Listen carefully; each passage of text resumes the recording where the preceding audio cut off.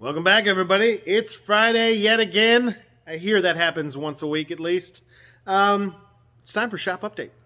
Let's get cracking on this, shall we? I got a lot to talk about. I've got a few cars to give you updates on, but I also have a bunch of other stuff like plans for the future with some of these cars, plans for the shop, all those things that we're going to talk about a little bit today as well. But I'll try and make it quick. I'll try and keep it entertaining. And hopefully you enjoy it.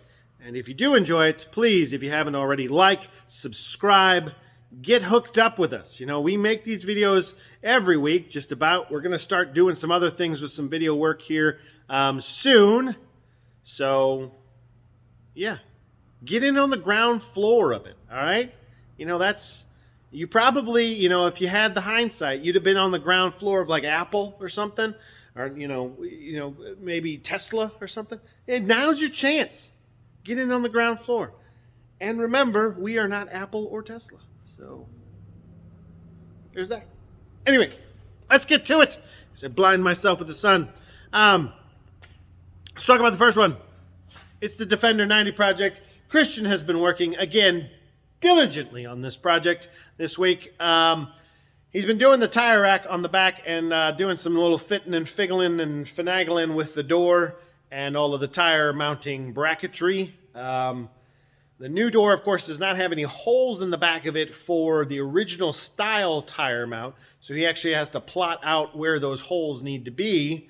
But he doesn't need to drill all of them because he only needs the holes for the new tire rack, which doesn't use all the holes the original tire rack used. So we don't want to put any extra holes in stuff that you don't need to. Like, who would want more holes than what they need? You know, I got enough of them. I'm good. So let's just keep it to what we need, all right? Let's just keep it to what we need. Anyway, the owner came by. He picked up his battery. He was the only one who actually could return his battery and get a new one on here. So he came by. I think that was the plan all along anyway. But he came by. He picked up his battery. He's got a new one on the way. Hopefully when that comes in, we can square away the running issues and get it running. Because who wants a pretty Defender? It doesn't do anything. It just sits. I mean, I know a lot of Defenders that just sit, but this guy doesn't want that. So let's make his dreams come true and get it to be a runner. And a consistent runner. A good runner. Anyway, that's it for that one.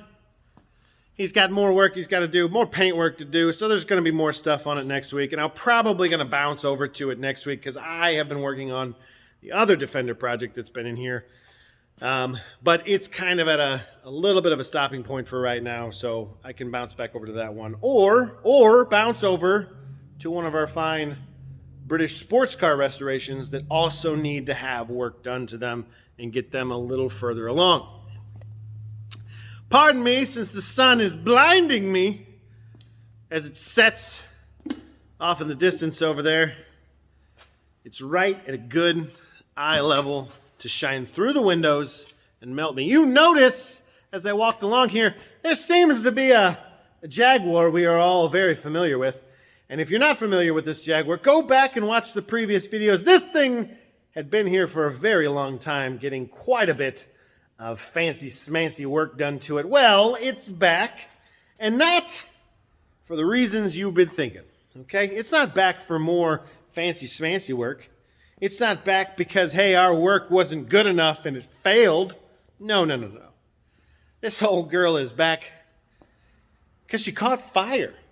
Now, you're thinking, hey, you guys did something and it caught fire, didn't it? You guys made it catch fire. You didn't plug something in or you didn't do... No. It's an old car. It's an old car. I don't know why it caught fire. In fact, I haven't actually been allowed or been able to look at it since it's tied up with the insurance companies. The insurance company actually sent out a forensic analysis team to go over the car, to look at it, to picture it. Gosh, that sun is bright. And kind of take a peek at it. But you can kind of see a little bit of the chalkiness from the fire extinguisher. The owner did get to the engine fire. There's not a lot of damage, as you can see, on the outside, which is good. I'm not saying that there isn't damage on the outside. I'm just saying that you can't... Again, I haven't looked at it that hard. So, in the engine bay, it's got some crispy wires. There's some hoses that don't look too good anymore. I don't know what happened. My guess, after a visual, just a quick put my peepers on it, my guess is that a fuel line may have had too many cracks or may have been too old, and it kind of sprayed out a little bit of fuel onto a hot engine or exhaust, and it went whoosh. Nothing electrical, which is what we did. We didn't do anything with the fuel system on this car, except for a sender in the back, and it didn't catch fire in the back. It caught fire up here. So it happens. It happens. That's why if you own a classic car or you own a new car, it is good practice and good insurance to carry a fire extinguisher with you at all times. Something that you can get to. Ow, that hurts. Something you can get to relatively easily. So, you can see that we're jam-packed. We got one more car in here that we didn't need. We got it in here. The insurance company is going to let us know. In all honesty, folks, I don't know that we have time to work on it. So if the insurance company is like, yeah, fix it, I don't know that we have the manpower or the time to work on it. But I'll get back to that in a second, okay? So, the next project, that's sun. Defender 110 Cummins diesel swap. I've actually, if you go back and watch the previous videos, you'll notice some stuff has changed on the engine. I've actually reverted a lot of the stuff back to the original Cummins engine products as opposed to the new Quick Draw products. I'm not knocking Quick Draw's products. It's good stuff. The stuff is made very, very well. However, when I contacted Quick Draw about this project, I said, in a very simple question, I said, do you guys sell a kit?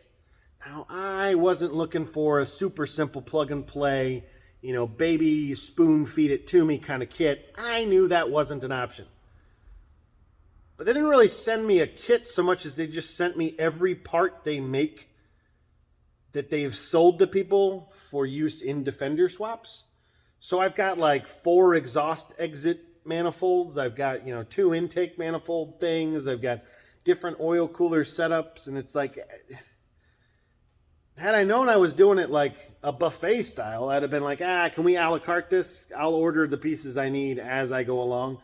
That to me just seems cheaper and easier than just sending me a bunch of stuff that I'm not going to use. Because once I find what exhaust manifold I need, well, I've got 3 more that I no longer need and I own now.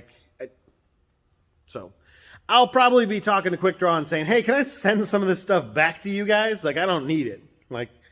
We'll see how that goes.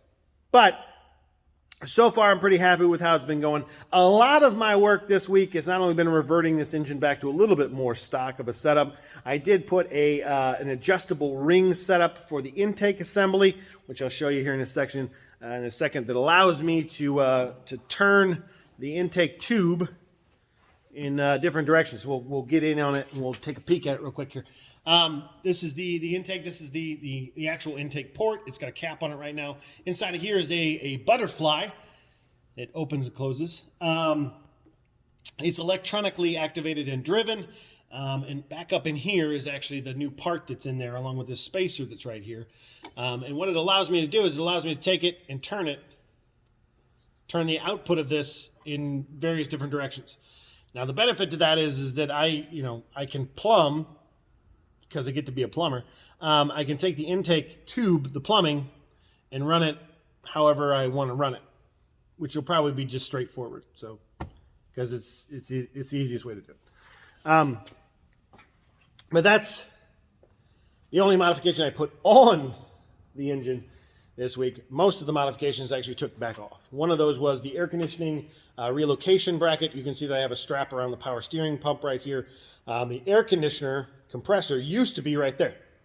Okay, I actually took the Quick Draw bracketry off, put the Cummins bracketry back on, because I have all the space in the world for my compressor to be down there and my power steering pump to be up here. And I actually prefer my power steering pump up here because there's an intake and exit lines that work for this pump that I'd like to have more accessibility to.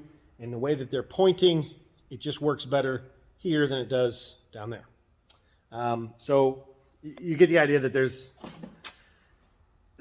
some choices you get to make. It's not a one-size-fits-all thing when you're doing one of these swaps. What somebody else did may not be what you have to do for your Defender or Land Rover swap. You may do a different thing. You may move another route. One of the big things that they talk about is right down here is the steering box.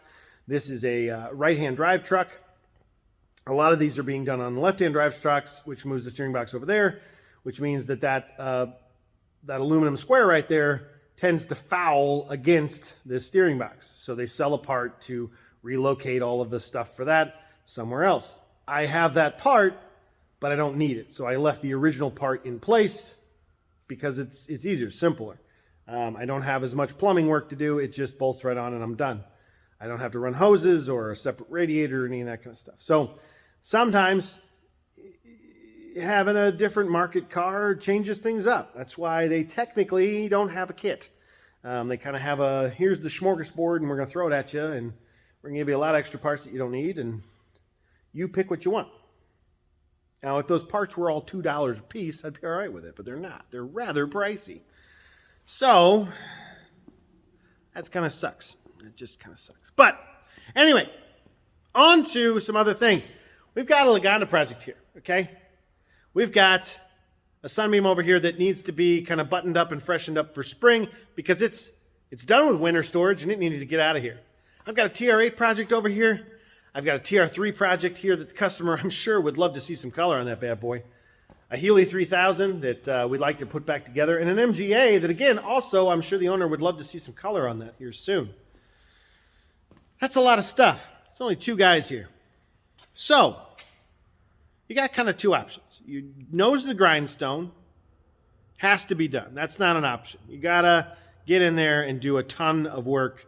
Work your butt off, right? You got to do that. But your two options are this. We can continue to take in more cars, more projects. That Defender 110, this XJS, there's a whole list of people that want to bring their stuff in. I can continue to file them through, but what happens is stuff falls behind. Because only two guys here.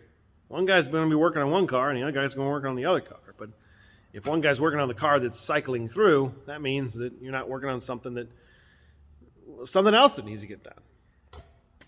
So, you got two options to fix that. You can A, don't take in any new work. Just, hey, schedule this out for a year away. Hey, it's a year from now is when I can get you in. And of course, a lot of the people who call you up and want to get their car in are going to take their car somewhere else because you're a year out for getting in. Option number two is you hire more people. You get more boots on the ground. Okay? And we're going to do a little bit of both of those things because that's how we roll.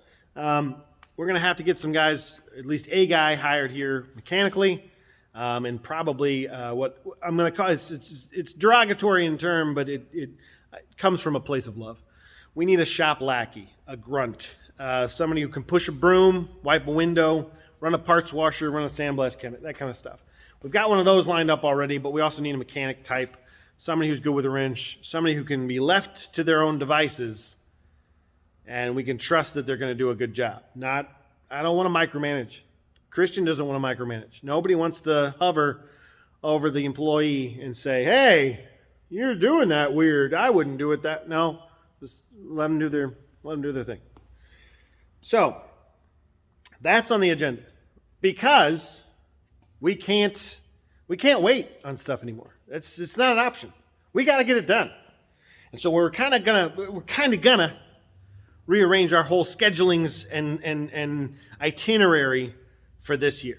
Okay, this car right here, the owner of this automobile has put in his bid for the Colorado Grand, to drive the Colorado Grand in this car. As you can see, we're still very much engineless and wiring is not quite done and the interior is not buttoned up and there's a lot of work to do on it. Oh my God, there's a ton of work to do on it. Colorado Grand, I believe, is in September. He will know whether or not he is in it come summertime, which means whether he's in it or not, we got to get busted on this one. But I don't want to leave this guy behind. This Triumph needs to get done too. It's been here too long. I think it's 3 years, 4 years now. It's been here a while. Got to get cracking with it. Healy's the same way, and that MGA is the same way. We got to get rolling with these projects. So We're going to reorganize how we're doing things. We're going to set up our time a little bit better so that it's better managed, better put together.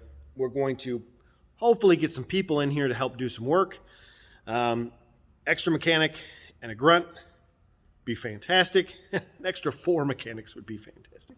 On top of all of that, we've got all of our personal lives that we want to take care of and deal with as well. I've got a lot of cars personally that I need to get rid of. They're part of my father's estate, of his collection of cars. I don't need all of them. My sisters don't need all of them. I got to get them out of here. I got to get them out of my life. They need to go bye-bye too, so I've got to spend time doing that stuff. So you can see that we are just jammed up, clogging the gears in the works.